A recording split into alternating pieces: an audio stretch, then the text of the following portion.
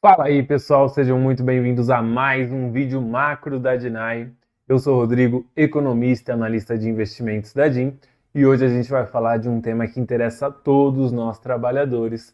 Vamos falar da taxa de desemprego no Brasil, que no ano passado, em 2024, atingiu um patamar recorde de 6,6%, o que nunca se viu antes na história do Brasil. Porém, embora o número pareça muito bom, existem alguns pontos de atenção que a gente tem que ficar de olho para entender de fato a fundo como funciona a taxa de desemprego e o que a gente pode esperar para os próximos trimestres. E atingindo esse menor nível da história de 6,6% na média do ano de 2024, houve um recorde de 103,3 milhões de pessoas ocupadas que estão trabalhando no país hoje. Porém, existem grandes preocupações. A primeira delas é com a alta informalidade e também com um grande número de pessoas fora da força de trabalho. E com a perspectiva de uma desaceleração econômica nos próximos trimestres aqui no Brasil, pode comprometer os avanços que a gente tem visto. Nesse gráfico aqui, a gente vê desde o ano de 2012 a taxa média de desemprego aqui no Brasil. Então, lá em 2012 estava em 7,4%. Depois, a partir de 2015, ela veio aumentando bastante com as cagadas que a Dilma fez. E até 2017 ela chegou em 12,6%. Depois ela veio abaixando novamente, porém tivemos a pandemia mundial do Covid-19, ela chegou aqui na máxima em 14% no ano de 2021 e desde então ela vem caindo consistentemente até chegar no patamar histórico do ano passado. Qual é o cenário então? A gente está com um recorde de trabalhadores ocupados, temos 103,3 milhões de pessoas ocupadas, um aumento de 2,6% em relação a 2023, o nível de ocupação está em 58,6%, um aumento de 1 ponto percentual, e a gente vai olhar agora a composição desses trabalhadores.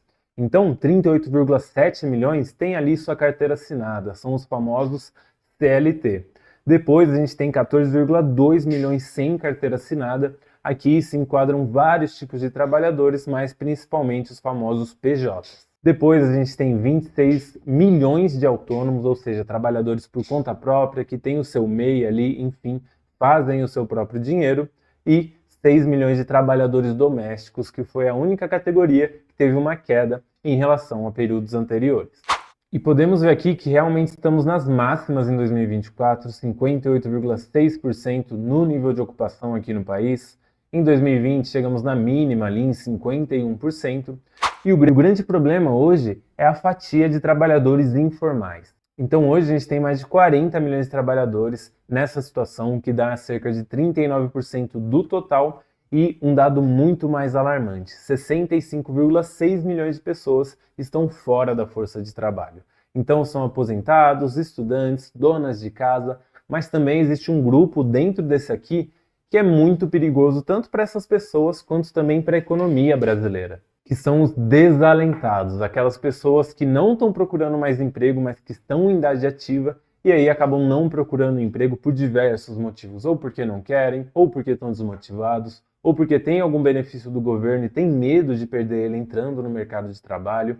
Então, a gente vê aqui que é um número bem grande e também existe uma grande taxa de subutilização, que compreende aí 19 milhões de pessoas.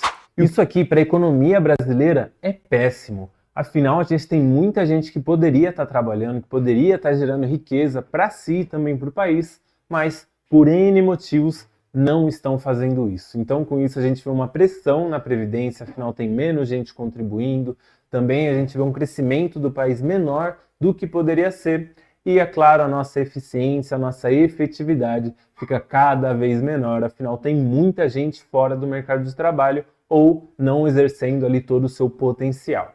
Nesse gráfico a gente consegue ver a taxa de informalidade, que chegou na mínima lá em 2020 em 37,6% do total e agora está em 39%. A máxima foi lá entre 2018 e 2019 com 40,9% do total.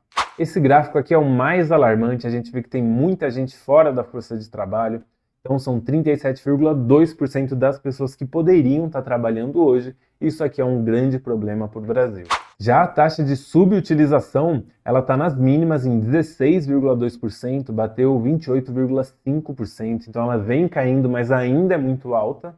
E por fim, o rendimento real aqui dos brasileiros. Então a gente não está falando aqui daquele seu salário bruto que está lá na CLT, que é descontado por muita coisa, que o governo come uma fatia enorme. Não. Aqui, de fato, a gente está falando dos rendimentos reais. Então, em 2024, o valor médio por trabalhador é de R$ 3.225. Lá em 2020 era de 2.901 e desde então veio numa grande alta aqui, o que faz sentido, afinal a gente viu um cenário inflacionário muito forte no Brasil e mesmo com essa alta aqui do rendimento médio, as famílias se sentem cada vez mais pobres.